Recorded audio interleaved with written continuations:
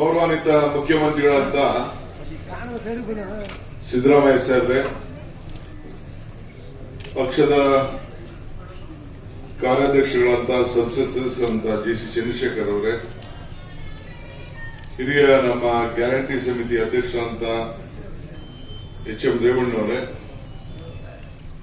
ನಮ್ಮ ಲೇಬರ್ ಸಂಸ್ಥೆಯ ಕ್ರಿಯಾಶೀಲ ಅಧ್ಯಕ್ಷರಂತ ಪುರುಷೋತ್ತಮ ಗೌಡ್ರೆ, ಸಲೀಂ ಅಹಮದ್ ಅವರೇ, ನಾರಾಯಣಸ್ವಾಮಿ ಅವರೇ, ಯೂತ್ ಕಾಂಗ್ರೆಸ್ನ ಅಧ್ಯಕ್ಷರಂತ ಮಂಜುನಾಥ್ ಅವರೇ, ರಮೇಶ್ ಬಾಬು ಅವರೇ, ಇನ್ನೆಲ್ಲ ನಿಗಮದ ಗೌರವಾನ್ವಿತ ಅಧ್ಯಕ್ಷಗಳೇ, ಎಲ್ಲ ಪಕ್ಷದ ಮುಖಂಡಗಳೇ,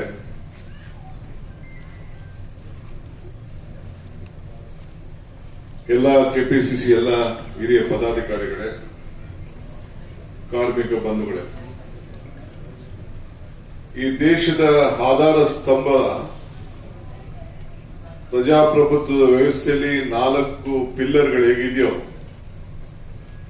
ಹಂಗೆ ಸಮುದಾಯ ಬದುಕಬೇಕಾದ್ರೆ ಈ 4 ಪಿಲ್ಲರ್ಗಳು, ಒಂದು ಕೃಷಿಕ, ಕಾರ್ಮಿಕ, ಶಿಕ್ಷಕ, ಸೈನಿಕ, ಈ 4 ಜನ ಇದ್ರೆ ನಮ್ಮ ದೇಶವನ್ನ ಎಲ್ಲಾ ರೀತಿ ಸಂಪತ್ತಿಂದ ಕಾಪಾಡಲಿಕ್ಕೆ ಸಾಧ್ಯ ಅಂತ ಹೇಳಿ ನಮ್ಮ ಹಿರಿಯ ನಾಯಕರುಗಳೆಲ್ಲ ಇಡೀ ವಿಶ್ವದಲ್ಲೇ ದೊಡ್ಡ ಚರ್ಚೆ ನಡೆಸಿ ಈ ಪವಿತ್ರವಾದಂತ ದಿನ ಕಾರ್ಮಿಕ ದಿನಾಚರಣೆ ಅಂತ ಹೇಳಿ ಇವತ್ತು ನಿಗದಿ ಮಾಡಿ ನಮ್ಮ ರಾಜ್ಯದಲ್ಲಿ ಸರ್ಕಾರದ ರಜಾ ಕೂಡ ನಾವು ಘೋಷಣೆ ಮಾಡಿ ಅವ್ರಿಗೆ ಗೌರವನ ಸಲ್ಲಿಸಬೇಕು ಅಂತ ಹೇಳಿ ನಿಮ್ಮ ದುಡಿಮೆಗೆ ಗೌರವ ಕೊಡಬೇಕು. ಕಾರ್ಮಿಕರ ಬೇವರೇ ಈ ದೇಶಕ್ಕೆ ಒಂದು ದೊಡ್ಡ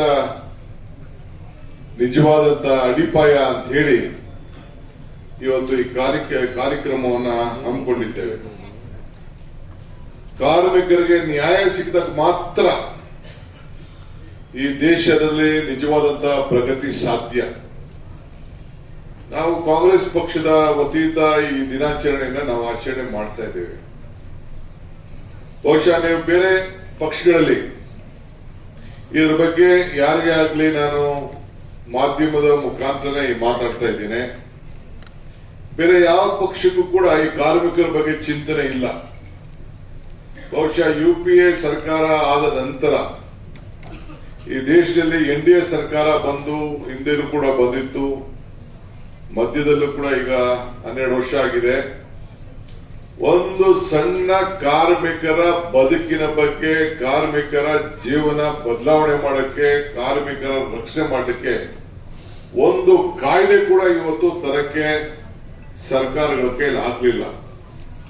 ಅಂದ್ರೆ ಯಾರು ಈ ದೇಶವನ್ನ ಕಟ್ಟಿದ್ದಾರೆ, ಯಾರು ಈ ದೇಶದಿಂದ ನಾವೆಲ್ಲ ಕಾರ್ಮಿಕರ ಬೆವರದಿಂದ ನಾವು ಬದುಕ್ತಾ ಇದ್ದೇವೆ, ಅದ್ರ ಬಗ್ಗೆ ಗೌರವ ಕೊಡುವಂತ ವ್ಯವಸ್ಥೆಗೆ ಈ ಸರ್ಕಾರಗಳು ಹೋಗ್ಲಿಲ್ಲ. All wealth is the product of labour. ಅಂದ್ರೆ ಪ್ರತಿಯೊಂದು ಸಂಪತ್ತು, ಮನೆ ಕಟ್ಟೋರಿರ್ಬೋದು, ರಸ್ತೆ ಮಾಡೋರಿರ್ಬೋದು, ಪ್ರತಿಯೊಂದು ನಾನು ಈಗೇನು ಎಲ್ಲ ಅಂಗಗಳಲ್ಲಿ ಮಾತಾಡಿದೆ, ಎಲ್ಲ ಸಂಪತ್ತು ಕಾರ್ಮಿಕರ ಫಲದಿಂದವೇ ಈ ದುಡಿಮೆ ಆಗಿದೆ ಅನ್ನೋದ್ರಲ್ಲಿ ಯಾವ ತರದ ಸಂಶಯ ಕೂಡ ಇವತ್ತು ಬೇಡ. ಸೊ ದಿ ಫ್ಯೂಚರ್, ನಮ್ಮ ಭವಿಷ್ಯ ನಿಮ್ಮ ಮೇಲೆ ನಿಂತಿದೆ. ನೀವೇ ನಮ್ಗೆ ಅಡಿಪಾಯ. ನಿಮ್ಮನ್ನ ರಕ್ಷಣೆ ಮಾಡಲಿಕ್ಕೆ ಕಾಂಗ್ರೆಸ್ ಸರ್ಕಾರ ಯಾವಲ್ಲೂ ಕೂಡ ಇಂಥ ಕಾರ್ಯಕ್ರಮಗಳನ್ನ ಚಿಂತನೆ ಮಾಡಿಕೊಂಡು ಇದೆ. ಆದ್ರಿಂದ ನೀವು ಏನ್ ಮಾಡ್ತೀರೋ ಅದ್ರ ಮೇಲೆ ನಮಗೆ ಭವಿಷ್ಯ ಇವತ್ತು ಈ ದೇಶದ ಭವಿಷ್ಯ, ಈ ಜಗತ್ತಿನ ಭವಿಷ್ಯ ಇವತ್ತು ರೂಪಿಸಿದೆ. ದೇಶದ ಅಭಿವೃದ್ಧಿ ನಾನು ಹೇಳ್ದಂಗೆ ಒಂದ್ ಕಡೆ ರೈತ, ಒಂದ್ ಕಡೆ ಕಾರ್ಮಿಕ, ಒಂದ್ ಕಡೆ ಶಿಕ್ಷಕ, ಇನ್ನೊಂದ್ ಕಡೆ ರಕ್ಷಣೆ ಮಾಡಲಿಕ್ಕೆ ಸೈನಿಕ, ಎಲ್ಲ ಒಂದು ನಾವೆಲ್ಲ ಸೇರಿ ಕೆಲಸ ಮಾಡಬೇಕು. ಈಗ ಕೆಲವರೆಲ್ಲ ನೀರಿನಲ್ಲಿ ಸ್ನಾನ ಮಾಡ್ತಾರೆ, ಆದ್ರೆ ನೀವು ಬೆವರಿನಲ್ಲಿ ಸ್ನಾನ ಮಾಡ್ತೀರಿ, ನೀರಿನಲ್ಲಿ ಸ್ನಾನ ಮಾಡಿ ಬಟ್ಟೆ ಹಾಕೊಳ್ಬಹುದು.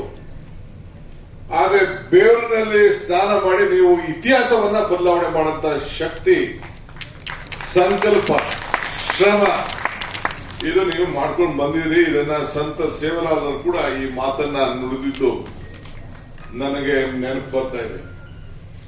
ಸೊ ಇವತ್ತು ಜಾತಿ ಧರ್ಮ ಇಲ್ಲಿ ಯಾವುದು ಇಲ್ಲ. ಇಲ್ಲಿ ಕಾರ್ಮಿಕರ ಒಂದು ವರ್ಗ, ಕಾರ್ಮಿಕರದೇ ಒಂದು ಜಾತಿ, ಎಲ್ಲಾ ಜಾತಿಗೂ ಕೂಡ ಮೀರಿಸಂತ ಇದೊಂದು ಜಾತಿ ಈ ಬೆವರಿನ ಜಾತಿ, ಇದು ಶ್ರಮದ ಜಾತಿ. ಸೊ ಎಲ್ಲಿ ಶ್ರಮ ಇದೆಯೋ ಅಲ್ಲಿ ಫಲ ಇದೆ. ಸಿದ್ದರಾಮಯ್ಯ ನೇತೃತ್ವದ ಸರ್ಕಾರ ಕೂಡ ರಾಹುಲ್ ಗಾಂಧಿಯವರ ಮಾರ್ಗದರ್ಶನದ ಮೇಲೆ ಇವತ್ತು ಗಿಗಿ ವರ್ಕರ್ಸ್ ವಿಚಾರದಲ್ಲಿ 5-6 ಬಾರಿ ನಾವು ಚರ್ಚೆ ಮಾಡಿದ್ವು. ಭಾರತ್ ಜೋಡೋ ಸಂದರ್ಭದಲ್ಲಿ ರಾಹುಲ್ ಗಾಂಧಿ ಅವರು ಕರೆಸಿ ಚರ್ಚೆ ಮಾಡಿದ್ರು, ದೆಹಲಿಯಲ್ಲಿ ಕರೆಸಿ ಚರ್ಚೆ ಮಾಡಿದ್ರು. ಸಂತೋಷ್ ಲಾಡ್ನ, ಪ್ರಿಯಾಂಕ್ ಖರ್ಗೆ ಅವ್ರನ್ನ, ಮುಖ್ಯಮಂತ್ರಿಗಳನ್ನ, ಬೇರೆಯವ್ರನ್ನೆಲ್ಲ ನಮ್ಮನ್ನೆಲ್ಲ ಕರೆದು ಬೇಕಾದ್ರೆ ಚರ್ಚೆ ಮಾಡಿದ್ರು. ಚರ್ಚೆ ಮಾಡಿ ಮಾರ್ಗದರ್ಶನ ಕೊಟ್ಟರು.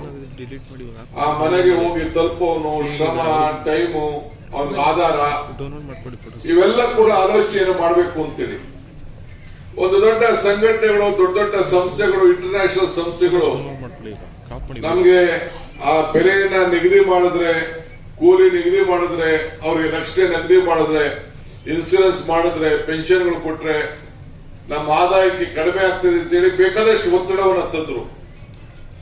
ಆದ್ರೆ ಆ ಒಂದು ಸಂಸ್ಥೆಗಿನ್ನ ಇದನ್ನ ದುಡಿತಾ ಇರುವಂತ ಕಾರ್ಮಿಕರ ಭವಿಷ್ಯ ಮುಖ್ಯ ಅಂತೇಳಿ ನಾವು ಒಂದು ದೊಡ್ಡ ತೀರ್ಮಾನ ಮಾಡಿ ಅದಕ್ಕೆ ಕಾನೂನು ಮುಖಾಂತರನೇ ಶಕ್ತಿಯನ್ನು ಕೊಡಬೇಕು ಅಂತೇಳಿ ನಾವು ಯಾವ ಆದೇಶನೂ ಮಾಡಲಿಲ್ಲ. ನಮ್ಮ ಅಮೆಂಡ್ಮೆಂಟೇ ತಂದೆ ನಿಮ್ಗೆಲ್ಲ ರಕ್ಷಣೆ ಮಾಡುವಂತ ಕೆಲಸವನ್ನು ಇವತ್ತು ನಾವು ಮಾಡ್ಕೊಂಡು ನಾವು ಬರ್ತಾ ಇದ್ದೀವಿ. ಸೊ ಅದರಿಂದ ಕಾಂಗ್ರೆಸ್ ಪಕ್ಷ ಇವತ್ತು ನಿಮ್ಮ ಪುರಸ್ವಾಮಿ ಗೌಡರ ನೇತೃತ್ವದಲ್ಲಿ ಒಳ್ಳೆಯ ಸಂಘಟನೆಗಾರರು, ನನಗೆ ಅವರ ಎಲ್ಲ ಜಿಲ್ಲಾಧ್ಯಕ್ಷರುಗಳು, ಪದಾಧಿಕಾರಿಗಳು ನಾನೆಲ್ಲ ಗಮನಿಸ್ತಾ ಇದ್ದೇನೆ. ನೀವು ಯಾವುದೋ ದೊಡ್ಡ ದೊಡ್ಡ ಅಧಿಕಾರಕ್ಕೆ ಯಾವತ್ತೂ ಹಿಂದೆ ಬಂದವರಲ್ಲ, ನಿಮ್ದೇ ಆದಂತ ಶ್ರಮ ಮಾಡ್ಕೊಂಡು ಬರ್ತಾ ಇದ್ದೀವಿ. ಸೊ ಮಹಾತ್ಮ ಗಾಂಧೀಜಿಯವರು ಹೇಳಿದಂಗೆ ಇವತ್ತು ಬದುಕಲು ಬೇಕಾದ ಕೂಲಿ ನೀಡದೆ ಹೋದ್ರೆ ಅದೇ ಒಂದು ದೊಡ್ಡ ಶೋಷಣೆ ಅನ್ನೋದು ಮಹಾತ್ಮ ಗಾಂಧೀಜಿಯವರು ನಮಗೆಲ್ಲ ಮಾರ್ಗದರ್ಶನವನ್ನು ಕೊಟ್ಟವ್ರೆ. So it is learn the value of the hard work ಅಂತ ಹೇಳಿದ್ದಾರೆ. ನಾವೆಲ್ಲ ಕಲ್ತ್ಕೊಳ್ಬೇಕು ಅಂತೇಳಿ. ಸೊ ಮನೆ ಕಟ್ಟೋನು, ಕೂಲಿ ಕೆಲಸ ಮಾಡೋನು, ಸಿಮೆಂಟ್ ಕೆಲಸ. ಹೆಚ್ಚಿನ ವಿಡಿಯೋಗಳಿಗೆ ಪ್ರತಿಧ್ವನಿ ಯೂಟ್ಯೂಬ್ ಚಾನೆಲ್ ಸಬ್ಸ್ಕ್ರೈಬ್ ಮಾಡಿ, ಬೆಲ್ ಐಕಾನ್ ಕ್ಲಿಕ್ ಮಾಡಿ.